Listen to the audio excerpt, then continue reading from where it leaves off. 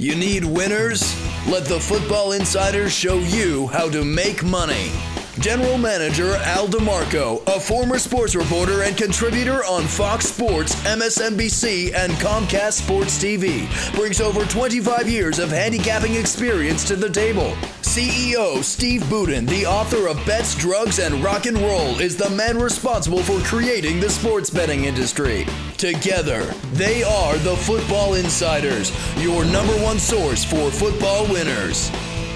Week 3 of the NFL season in the books, and if you had to give it a movie title, I would say it would be The Dogs Struck Back, because the underdogs last weekend went 9-5-2, and you had 8 of those 9 underdogs winning outright. The only puppy who didn't win outright, that is, the Cleveland Browns. But hey, they're the Cleveland Browns. What do you expect? And guys, you had 4 road dogs winning outright.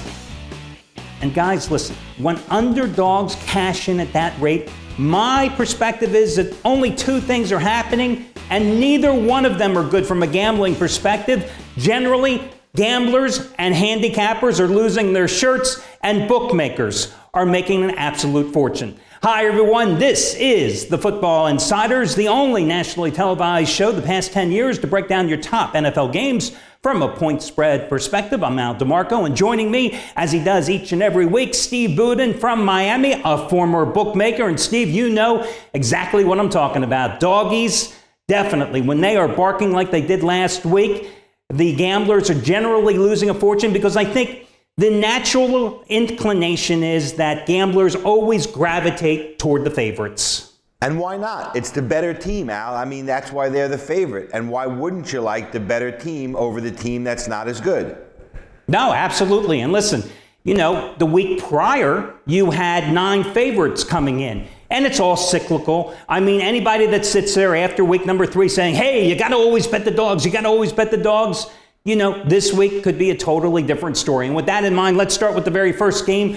2 dogs in a different manner. You've got Detroit taking on Chicago. The Bears 0-3 start after losing on Sunday night at Dallas. And you've got Brian Hoyer going once again for Chicago. You got a Detroit team that's coming off a close loss at Green Bay, but it wasn't really that close because it was a game that the Lions were down 31-10 at halftime. They tried to make a game of it. They made it a 7-point loss, but still, it's the Detroit Lions, who after opening up with a win to start the season, they have totally collapsed since then. But Steve, this is one of those games that I personally wouldn't bet on, but it's a series that the Lions have absolutely owned here of late. And I think it's a situation that if you're going to play this game, I think you have to at least look at Detroit minus the 3 points, because they've got the better quarterback who is at least going to move the ball up and down the field in Matthew Stafford.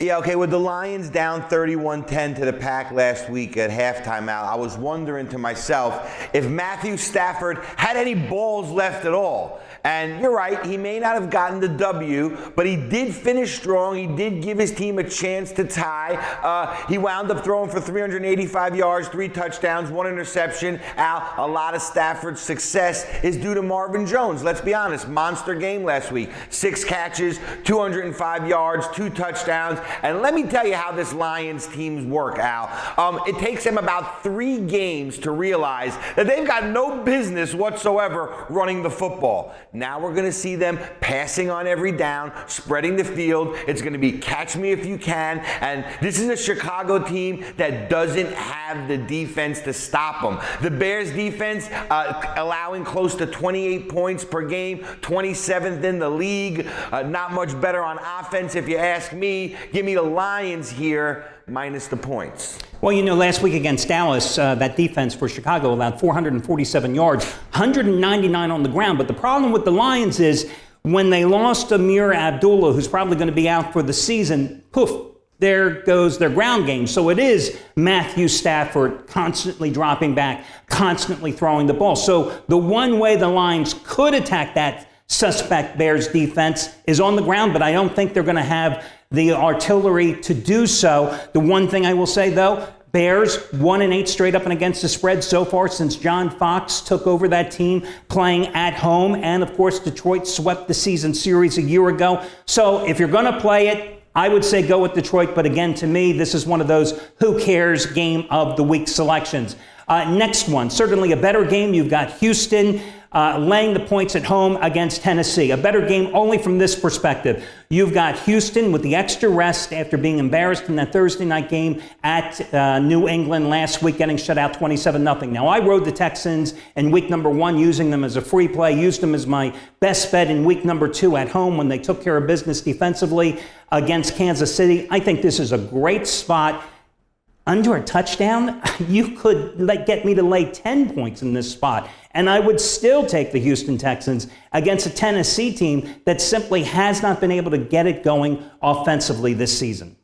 Look, Tennessee Titans offense, Al, not a good week last week. If quarterbacks were like luxury cars, Marcus Mariota would be a Ford Focus. I mean, he threw for 214 yards last week, 0 touchdowns, 2 interceptions, and the lost fumble.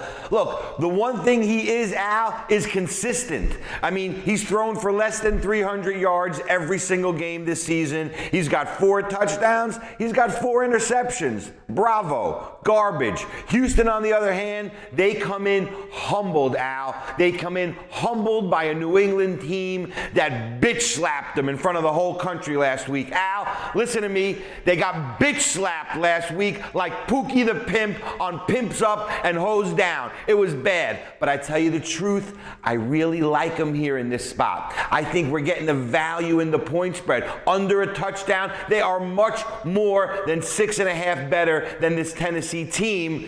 Give me the Houston Texans. It is the value play of the day.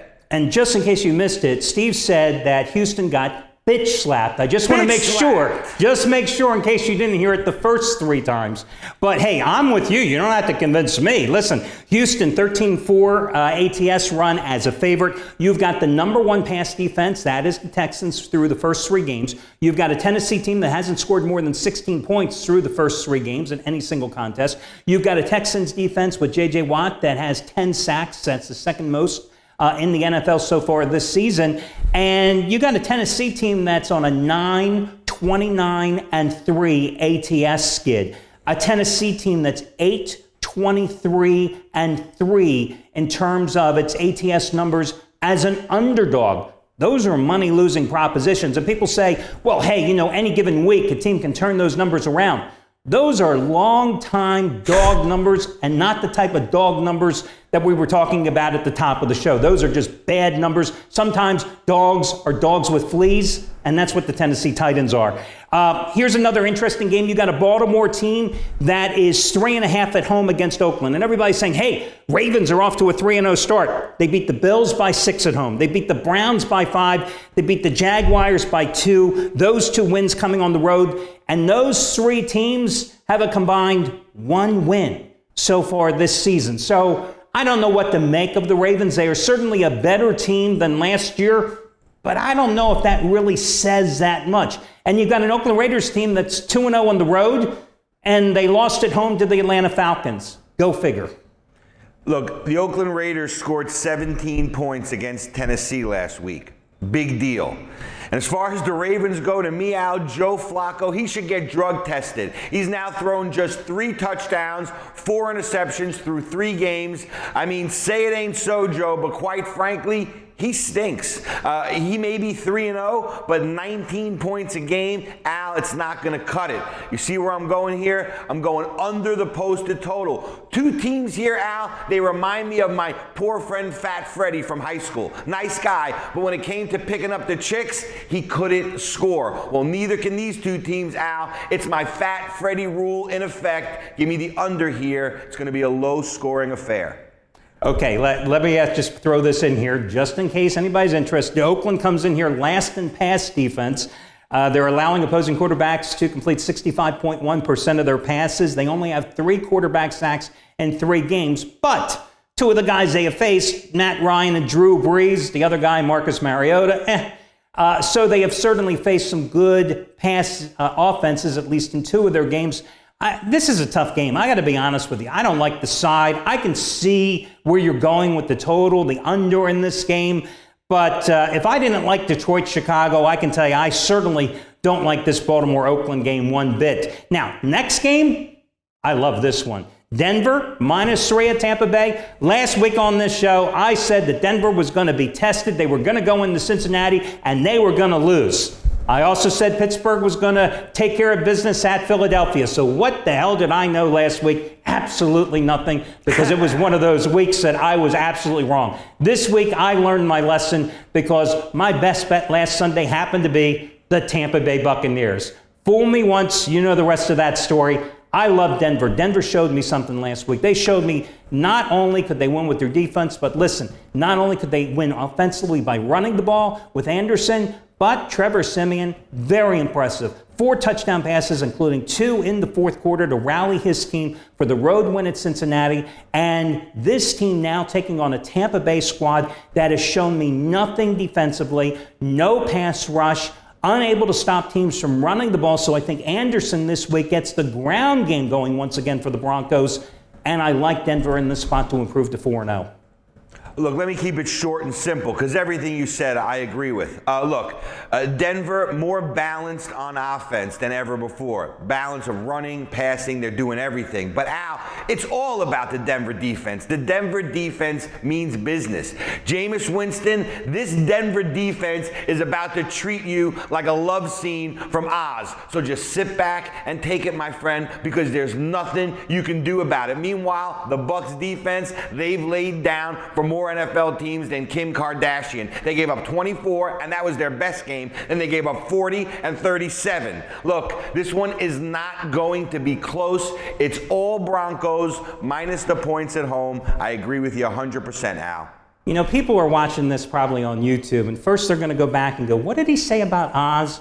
And then they're going to go back and say, that Kim Kardashian one, that was a really good one. I got to tell you, that was one of your best lines probably of the entire season so far. Stick around, Al. It's been a short season.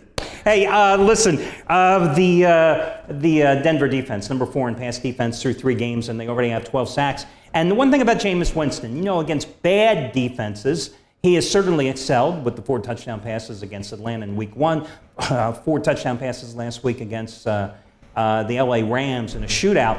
But remember what he did against Arizona, a decent defense, when they picked him off 4 times, and now he's taking on a much better defense in Denver again, and I'm with you. I look at this line, and I see 3, and I'm wondering, is it a trap line? Right. And I just don't think so. I think Denver absolutely rolls here, and I just think that's the only way to play this game, because I think if Denver simply shows up, they win this one by a touchdown or more. Steve, before we get to the next game, Dallas and San Francisco, which I think could be a trap game with the Cowboys at 3 points. I just wanted to take a moment because, as we do in every single show, we often talk about other subjects here. I want to talk about something that has been kind of a black mark on this industry in the many years that it's existed, and it's sports services. We, of course, everything that we offer is 100% an online business. It's been that way since day one when we came online over 12 years ago. But often you will see advertisements where there are 800 numbers attached to it where people say it's absolutely free. And as I always say, when somebody tells you it's absolutely free, always look up to the sky, because when they tell you the sky is blue, check it twice to double confirm it, because sports services only have one thing in mind. They want the money from your pocket before they give you anything that's so-called absolutely free. And they want it today. They want it right now. Right. And to me, they are the dinosaurs of this business, and it's beyond me how suckers still fall for their sales pitches.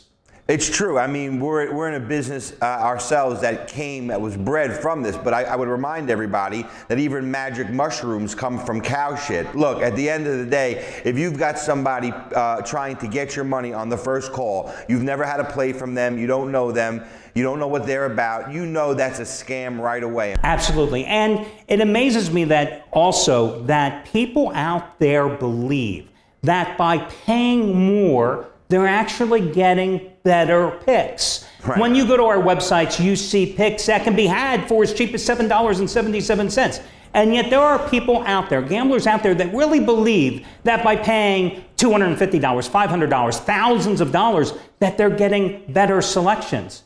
Every single selection, there's a 50-50 chance. They're going to win, they're going to lose. And yet people fall victim to these solicitations. One of my favorite ones is when these 800 phone number operators, these salesmen that beat you up, they hit you with these, hey, you got to pay me more because I've got to get the inside information on these games. There's no such thing as inside information. That one has got to be my absolute favorite ploy that they use. Well, Al, I mean, you come from this business and you've seen it all. So you've worked, so to speak, underneath Disney World, and you know how Dumbo flies. But I would just tell anybody out there that anyone that's talking to you over the phone in general, well, it's just not safe because there's no recording of that phone call. No one else knows what he's saying. He could potentially give you one side and give somebody else another side, and nobody would know. And just the fact that he would operate in a situation like that isn't transparent would tell me that if it smells like a fish, it's probably a fish. And Steve, you hit the nail on the head. That's how most of these phone room operations still work to this day. These guys have been running the same scams since back in the late 70s. They operate a phone room and they split the phone room down the middle. Side A, with one company's name, will give out one side of the Monday night game. Side B, with the other company name, will give out the other side of the Monday night game, because then on Tuesday morning, they are assured that at least 50% of their clientele got a winner. And guess what? They have a third company with a third sports handicapper's name waiting to be pitched to you the following Monday night. And it's a 3-card Monty scam. So listen, guys, again, when something is told to you to be absolutely free by a guy generally with this big-time New York accent on an 800 number, and they're telling you it's absolutely free, don't fall for the scam. I know W.C. Fields said many, many years ago, there's a sucker born every minute. You don't have to be that sucker, guys. So that's your gambling advice from the insiders here, because we've been in this business long enough to see all the scams out there. So it's our job to inform you, the gambling public, of what the real deal is. Steve, Dallas -3 at San Francisco. The Cowboys, very impressive on Sunday night against the Chicago Bears. But again, it came against the Chicago Bears. But I will say this, Zeke Elliott and Dak Prescott, 2 back-to-back impressive games in the road win against Washington and in hammering the Bears on Monday night. And now they go to San Francisco, taking on a 49ers team that looked good against a Rams team in the Monday night opener and their home opener in the 28-0 shutout. But since then, they get clobbered at Carolina, get clobbered at Seattle. Now they're back at home. But could this be the trap game I was alluding to with Dallas -3? Because doesn't everybody and their brother just want to naturally jump on the Cowboys in this spot? Yeah, and getting clobbered by those two teams, you know, you can understand it. I mean, there was a time out when this matchup demanded our attention. Not anymore. It's the Romo-less Cowboys versus a San Francisco team that's 2-5 against the spread the last 7 games. And I got to tell you, I do feel like we're getting tremendous value here with a good road team in San Francisco against a Dallas team that at some point has to adjust to the reality that they've lost their general, and for all intents and purposes, their season is over. So give me the San Francisco 49ers here, plus the points.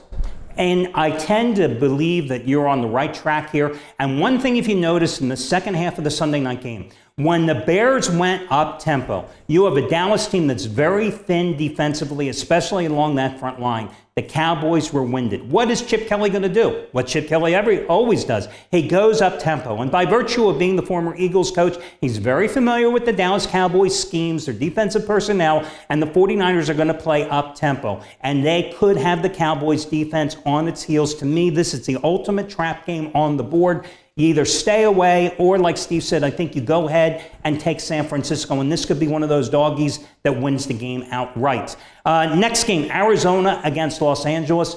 Was there any bigger egg laid than by the Cardinals last week? Going to Buffalo, a Bills team that absolutely could do nothing the week before and gave up 493 yards to the Jets. And yet Rex Ryan's defense shows up, totally shuts down Carson Palmer, and rolls big time over Arizona last week. I'm sorry, Al. I thought the Cardinals would absolutely crush the Bills in Buffalo. And Me like too. most people, I was wrong.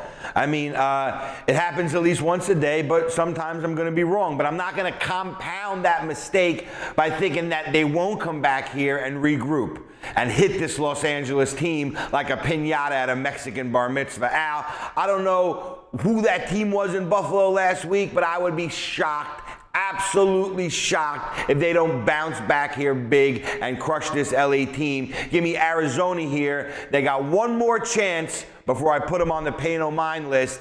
Arizona minus the big wood, my double-digit blowout of the day.